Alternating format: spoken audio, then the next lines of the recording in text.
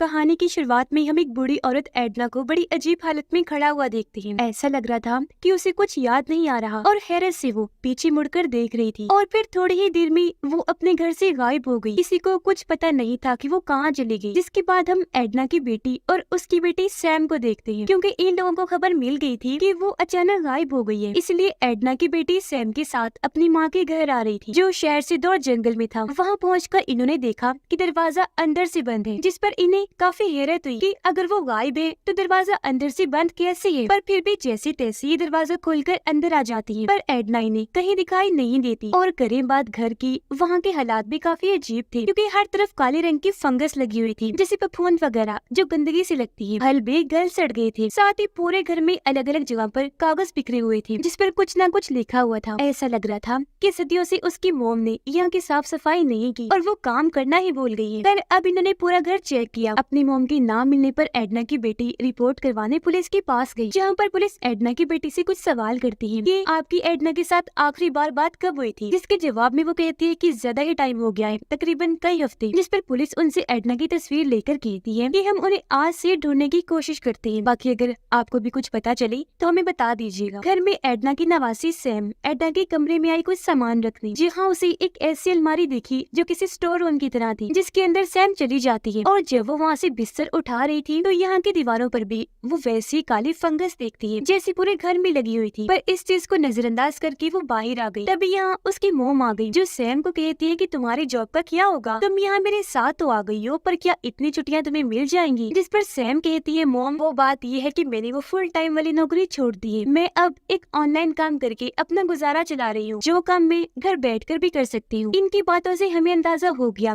कि दोनों एक साथ नहीं रहती। इसके अलावा एक माँ और बेटे का जैसा रिश्ता होता है, इनका वैसा नहीं था। ये ज्यादा एक दूसरे से बात नहीं करती। पर अगले दिन सैम, उसकी मोम, पुलिस और आस पड़ोस के लोग जंगल में जाते हैं ताकि एडना को ढूंढ सके। इन्होंने काफी खोज की लेकिन कोई फायदा नहीं हुआ। जिसके बाद ये लोग घर आ गए और सैम की मोम साफ सफाई करने लगती है। रात के वक्त सैम एडना के पड़ोसी लड़के से बात करने लगी। पूछती है, क्या तुम इस घर में आया जाया करती थी मेरी नानी के पास, और आखिरी बार तुम्हारी बात कब हुई उनसे। जिस पर वो लड़का कहता है कि पहले आता रहता था और अब तो काफी वक्त हो गया उनसे मेरी बात नहीं हुई, क्योंकि मेरे डैड ने सख्ती से मना किया था कि मैं एडना और उसके घर से दूर रहूं। जो जानकर सैम को काफी हैरत हुई कि आखिर ऐसा क्यों कहा इसके डैड ने। अब इससे पहले वो इसकी वजह पूछती, वो पड़ोसी लड़का वहाँ से चला गया। जिसके बाद सैम आकर अपनी मोम से एडना के बारे में बात करने लगती है। जिस पर उसकी मोम का कहना था कि मोम यानी एडना पिछले काफी वक्त से अजीब बर्ताव कर रही थी। वो सच में चीजें भूलने लगी थी, क्योंकि कुछ हफ्ते पहले मेरी मोम से बात हुई। वो मुझे बता रही थी कि मुझे ऐसा लगता है जैसे घर में कोई घुस आया है। पहले तो ये बात सुनकर मुझे भी अजीब लगा, इसलिए मैंने पड़ोसियों से बात की। तब उन्होंने मुझे बताया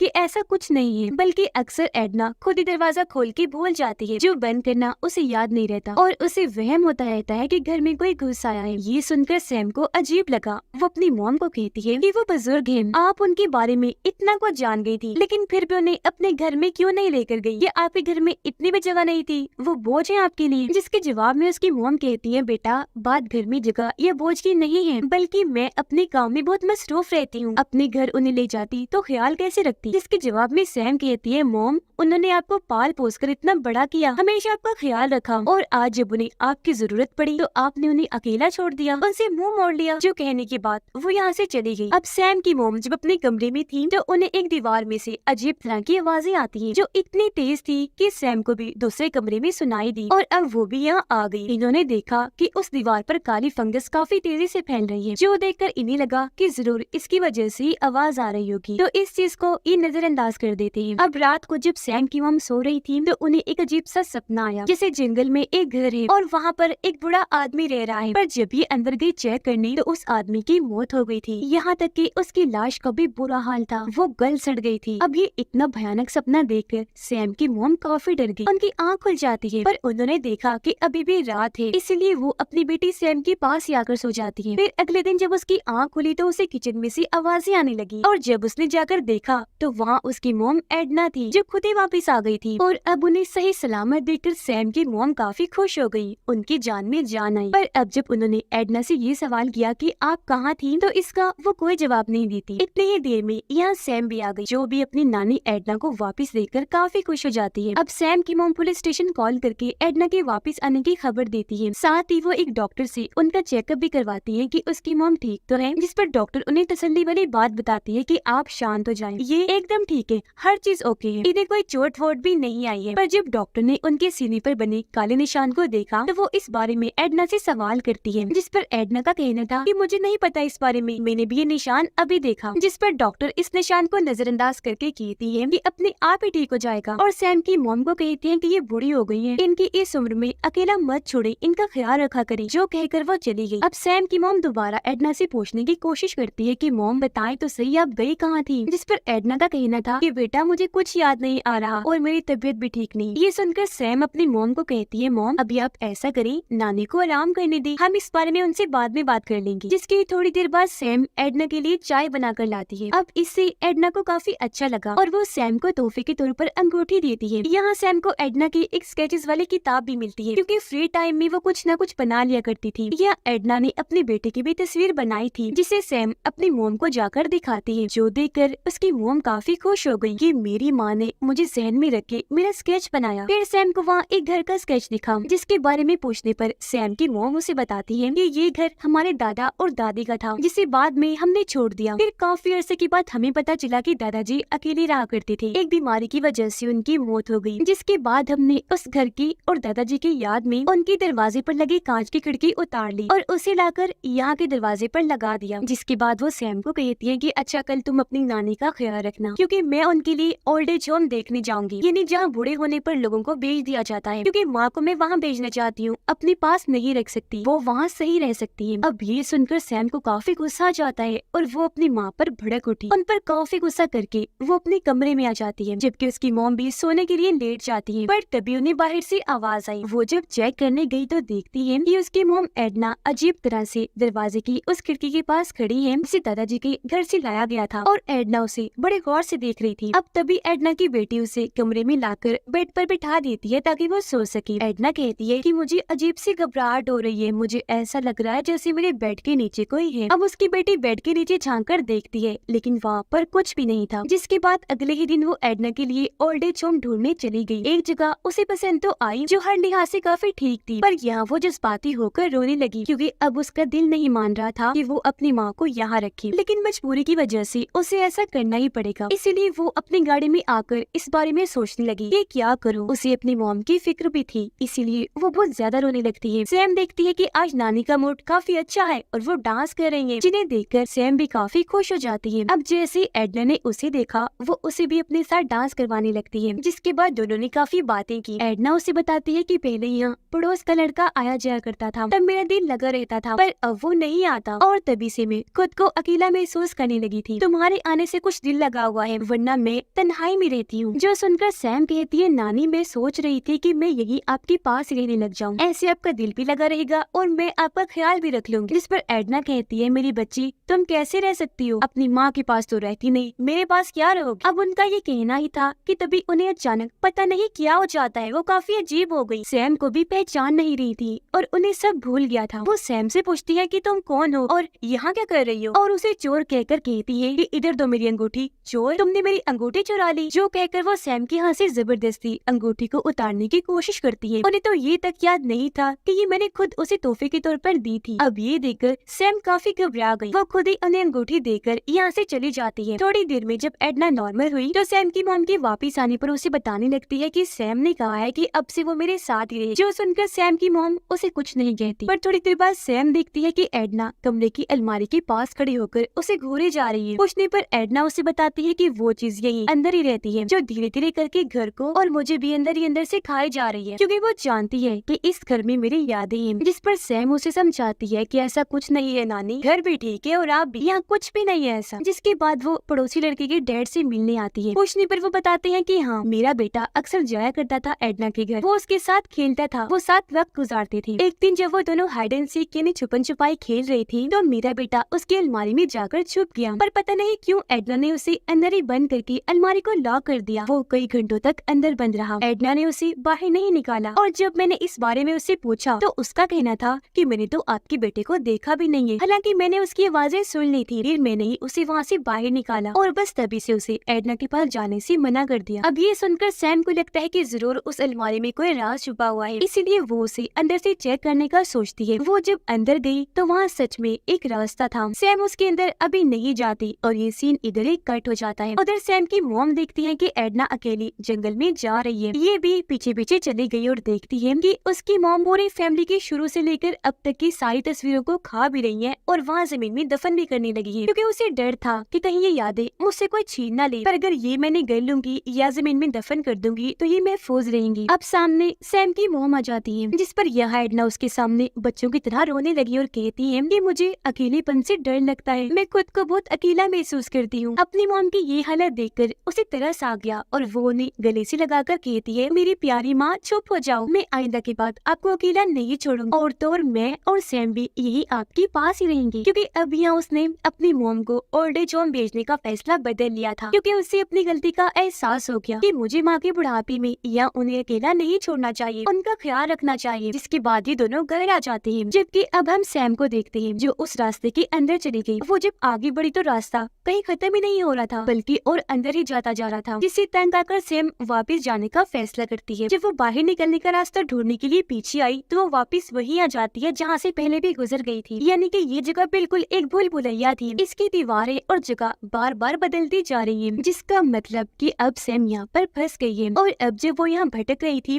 तो उसे यहाँ एडना के लिखे हुए कुछ नोट्स मिलते हैं जो सारी हेल्प इन्हीं मदद की थी, जिससे हमें पता चला कि जब एडना गायब हुई थी तो वो दरअसल यही आकर फंस गई थी। इसीलिए तो सैम और उसकी मोम को घर की दीवारों से आवाजें आया करती थी जो मदद के लिए एडना ही कर रही होती थी। अब जब सैम दोबारा आगे बढ़ी तो देखती है कि अब ये रास्ता और छोटा होता जा रहा है, क्योंकि दीवारें नीचे आ रही थी, जिससे अब सैम को झुककर चलना पड़ रहा था। उधर सैम की मोम किसी तरह एडना को नहलाने के लिए वॉशरूम में लेकर गई, जहाँ वो देखती है कि एडना के जिस्म पर जो काला निशान था वो अब फैलते फैलते काफी बड़ा हो गया है, जो एडना को इतना बुरा लग रहा था कि वो उसे खरोच कर हटाने की कोशिश कर रही थी, जिससे सैम की मोम काफी हैरान रह गई। पर अब यह एडना उसे बिना बताए वहाँ से उठी और चली जाती है। अब क्योंकि बार टब का पानी खुला हुआ था तो वो बहकर पूरे घर में फैल रहा था। वो पानी फिर एक हीटर में चला गया, जिससे वहाँ शॉर्ट सर्किट हुआ, इन्हीं बिजली की खराबी और पूरे घर की लाइट चली जाती है। उधर सैम के फोन में सिग्नल ही नहीं आ रही थी, इसलिए वो काफी घबरा गई। उसे समझ नहीं आ रही थी कि यहाँ से निकलने के लिए अब मैं क्या करूँ। जबकि उधर एडना एक बार फिर से काफी अजीब हो गई। वो दोबारा सब कुछ भूल जाती है, अपनी ही बेटी से सवाल करती है कि तुम कौन हो, मैं तुम्हें मार दूंगी। उसके हाथ में चाकू था और अब जब वो उसे मारने आगे बढ़ी, सैम की मॉम ने देखा कि उसकी स्किन यानी कि जिल्द धीरे धीरे करके उतरती जा रही है, जिससे वो काफी भयानक दिखाई दे रही थी। और अब अपनी मॉम का ये रूप देखकर अपनी जान बचाने के लिए वो वहाँ से भाग गई, लेकिन हड़बड़ी में वो भी उसी भूल भुलैया में आ जाती है। जब आगे बढ़ी तो वहाँ उसे सैम मिल जाती है। दोनों माँ बेटी एक दूसरे के गले से लग जाती है कि शुक्र है वो मिल ही गई। सैम की मॉम को भी अंदाजा हो गया था कि ये जगह भूल भुलैया है, इसलिए वो दीवार तोड़ने लगी यहाँ से बाहर निकलने के लिए। इतनी ही देर में एडना भी यहाँ घुस आती है, जिसकी हालत काफी अजीब लग रही थी। और अब इससे पहले वो हमला करने इनकी तरफ बढ़ती, ये दीवार को जल्दी से तोड़कर वहाँ से बाहर आ जाती है। सैम के पीछे ही एडना भी थी जो उसे पकड़ के हमला कर देती है और अब वो सैम के ऊपर आकर उसे मारने की कोशिश करने लगी। पर अपनी बेटी को बचाने के लिए उसकी मोम एडना के सर पर लोहे की पाइप से वार करती है, जिससे वो वहीं गिर गई। और अब सैम की मोम उसे लेकर यहाँ से निकलने ही वाली थी कि तभी उनकी नजर उसे कांच की खिड़की पर जाती है जो दादाजी के घर से लाकर यहाँ लगा दी थी। उसे देखकर सैम की मोम को याद आया कि कैसे मेरे दादाजी अकेलेपन की वजह से उस घर में तड़प कर मारे गए, जिनके सपने अक्सर मुझे आया करते थे। तो ये सोचकर वो जज्बाती हो गई और अब उसने फैसला कर लिया था कि दादाजी की तरह मैं अपनी माँ को अकेला नहीं छोड़ूंगी। वो हिम्मत करके अपनी माँ के पास आई और किसी छिलके की तरह उनके बालों समेत सारी जिल्द उतार देती है, जिसके अंदर से काले रंग की एक एंटिटी निकलती है। यानी वो कोई अजीब सा ही क्रिएचर लग रहा था। उसका चेहरा इंसान जैसा था लेकिन जिस्म